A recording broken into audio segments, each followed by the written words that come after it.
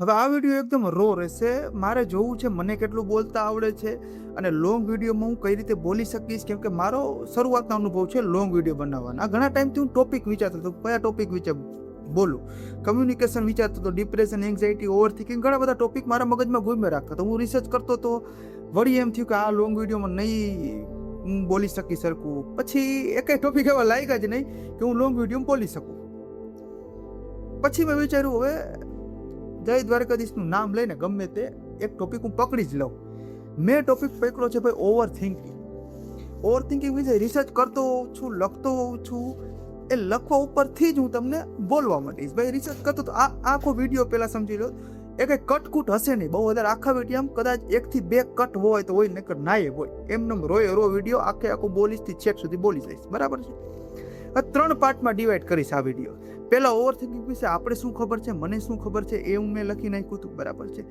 Science શું કહેવા માંગે છે ઓવર થિંકિંગ વિશે, આ બીજો ભાગ છે. ત્રીજો ભાગ છે કે આપણે ટ્રીક કઈ વાપરી શકાય ઓવર થિંકિંગમાં, ટ્રીક કઈ વાપરી શકાય જેના લીધે ઓવર થિંકિંગ, ડિપ્રેશન, એન્ઝાઇટી જલ્દી મગજ શાંત થાય. બરાબર છે. તો પહેલો ભાગ છે આપણે શું ખબર છે. મને શું ખબર હતી ઓવર થિંકિંગનો ટોપિક લીધે એને મેં લખી નાખ્યું. તો મને એટલી ખબર હતી કે ભાઈ ઓવર થિંકિંગ બહુ તમારે વધુ કામ છે, તમારે બહુ ઘણા બધા ધંધા લઈને બેઠા છો એટલે તમને એવું લાગે છે ઓવર થિંકિંગ છે, તો એવું નથી. ઓવર થિંકિંગ તમે બધાય વિચારોને પકડીને બેઠા છો, બધાય વિચારોને સિરિયસલી લ્યો છો. દેશી ભાષામાં કહું તો ઉડતા તીર લે છે. બધાય વિચારના ઉડતા તીર લઈ લે છે અને બધાય વિચારીને સરખું ઇમ્પોર્ટન્ટ આપી છે. એટલે આપણે ઓવર થિંકિંગ છે આટલું મને ખબર હતી. બીજું શું ખબર હતી એ ઓશોમાંથી મેં સાંભળ્યું હતું કે ભાઈ આપણા જે વિચારો છે, આપણી જે કલ્પના છે, આપણી જે ઈચ્છા છે, એની એક ઉર્જા હોય. જેટલી તમે વધારે વિચાર કરશો, જેટલી આપણે કલ્પના વધારે કરશો, જેટલી ઈચ્છા વધુ કરશો ને એટલી જ તમારી વધારે પૂરતી ઉર્જા વપરાશે. તમે નોટિસ કરજો ઘણીવાર તમારે આખો દિવસ કંઈ કામ નહીં હોય તો રાત્રે તમે થાકેલા હશો. એ શું કામ? કેમ કે આટલા બધા વિચારો આપણે કરીએ છીએ એટલે આપણી ઉર્જા વ્યય થઈ છે એટલે આપણે થાકેલા હોય છે. આના પરથી એ ખબર પડી કે ભાઈ વિચારોની ઉર્જા હોય છે.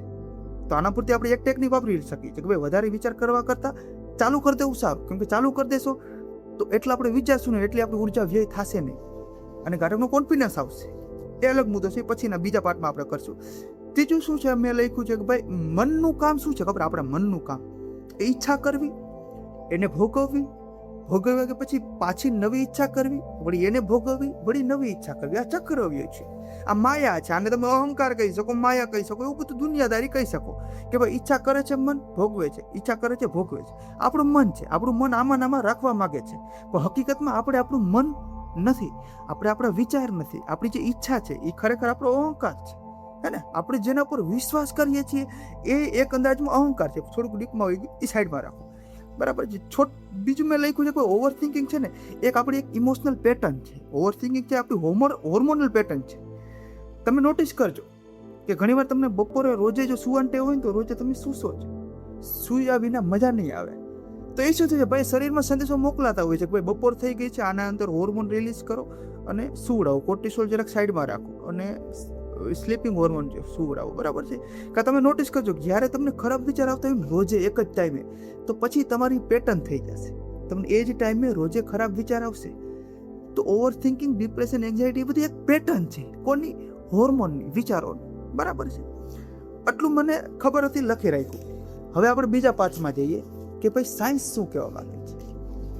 સાયન્સ એ કહેવા માંગે છે, માની લો આપણે આપણા જે બાપ દાદાના બાપ દાદા હતા, જ્યારે આદિમાનવ હતા, ત્યારે ઓવર થિંકિંગ ક્યારે થતું માણસને? ભાઈ વાંહે સિંહ દોડ્યો આવે ને તો ઓવર થિંકિંગ થાય. ઓહો હલો ભાગો, જલ્દી શું કરવું મારે? ભાઈ લાકડી લઉં, બાણ લઉં, તીર લઉં, પાણીથી મારું, શેનાથી મારું? એ ઓવર થિંકિંગ હતું ત્યારના જમાના. હવે અત્યારે એવું તો કંઈ છે નહીં. અત્યારે વાંહે સિંહ તો દોડતો નથી, તોય અત્યારે ઓવર થિંકિંગ થાય છે. કેનું?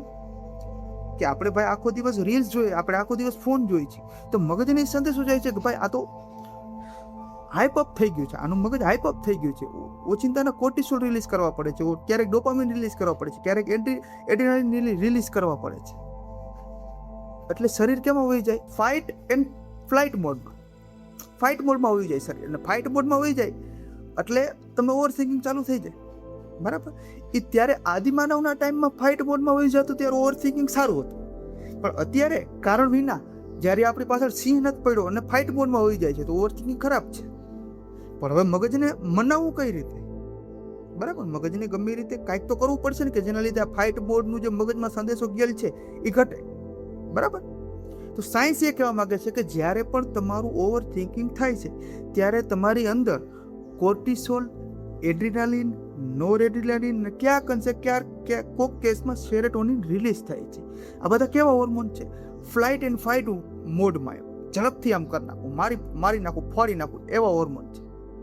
એવા હોર્મોનની ખરેખર જરૂર નથી પણ નીકળી જાય છે. કેના લીધે? આપણે ઓવર થિંકિંગના લીધે. કેમ કે ઓવર થિંકિંગ થાય એટલે મગજમાં સંદેશો પહોંચે કે આ બધા હોર્મોન કાઢો, ફાઇટ ને ફ્લાઇટ મોડ ચાલુ કરાવો. બરાબર છે. તો હવે આના પરથી આપણે જાણવા શું મળ્યું કે ગમે તે રીતે આ ફાઇટ એન્ડ ફ્લાઇટ મોડ છે, આ બધા જે હોર્મોન વધારાના કોર્ટિસોલ, એડ્રિનાલિન, નોરેડ્રિનાલિન જે નીકળેલા છે એને ગમે તે રીતે ઘટાડવા અને હેપી હોર્મોન કાઢવા કે જેનાથી મગજ શાંત થાય, જેનાથી આપણે ખુશ થાય, જેનાથી આપણે મજા આવે. બરાબર ને? તો આ સાયન્સ હતું. આપણે ગમે તે રીતે હેપી હોર્મોનને કાઢવાના છે. કઈ રીતે કાઢશું? ત્રીજો ભાગ ચાલુ થાય છે. અને ટ્રીકને શું છે? ટ્રીક શું છે? સૌથી પહેલી ટ્રીક મેં આમાં લખી છે 5 4 3 2 1. એ ટ્રીક છે. એટલે 5 વસ્તુને જોવો, 4 વસ્તુને ટચ કરો, 3 વસ્તુનો અવાજ સાંભળો, 2 વસ્તુની સ્મેલ નોટિસ કરો અને 1 વસ્તુને ટેસ્ટ કરો. આનાથી તમારું માઇન્ડ પ્રેઝન્ટ મોડમાં આવશે. જેવું તમારું માઇન્ડ પ્રેઝન્ટ મોડમાં આવશે એવું ડોપામાઇન રિલીઝ થશે, એવું ઓક્સિટોસિન રિલીઝ થશે, એવું સેરોટોનિન રિલીઝ થશે, એવું એન્ડોર્ફિન રિલીઝ થશે. આ બધા હોર્મોન શું છે? તમારા મગજને શાંત કરશે, તમને ખુશ કરશે, તમને એવો સંદેશો આવશે કે ભાઈ આને શાંત થવાની જરૂર છે. સમજાણું? 5 4 3 2 1. આ એક પહેલી ટ્રીક. બીજી ટ્રીક શું છે? બરાબર, ડીપ બ્રીથિંગ. 444 ટેકનિક કહેવાય આને કે ભાઈ 4 સેકન્ડ ઇનહેલ કરો, શ્વાસ ઊંડો લ્યો, 4 સેકન્ડ હોલ્ડ કરો અને 4 સેકન્ડ કાઢો. 4 સેકન્ડ કરવાનું છે. આનાથી પણ કોર્ટિસોલ નીચે થશે અને હેપી હોર્મોન ઉપર જશે. આ બીજી ટ્રીક છે. ત્રીજી ટ્રીક શું થાય છે?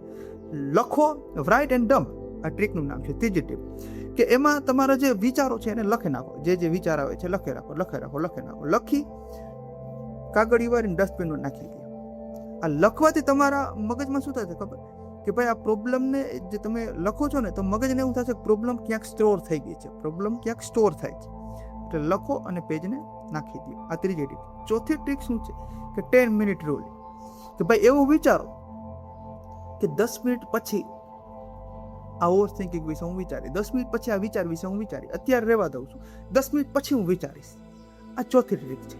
બરાબર છે. જો કાંઈ પણ તમને આ વિડીયોમાં ફાયદો મળ્યો, હું એમને બોલી ગયો છું ભાઈ, મને કાંઈ બહુ લાંબુ વિચારવું નથી, મેં લખેલું હતું એ બોલી ગયો છું, તમને થોડોક પણ ફાયદો મળ્યો છે તો લાઈક કરો, શેર કરો અને સબસ્ક્રાઈબ કરો.